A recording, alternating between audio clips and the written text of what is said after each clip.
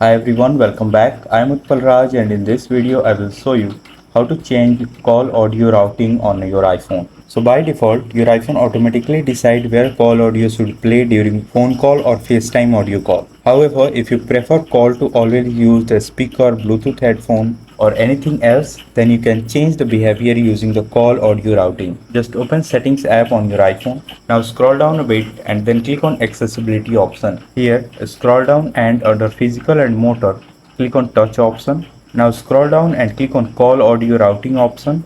And here you will see three options: automatic, Bluetooth headset and a speaker.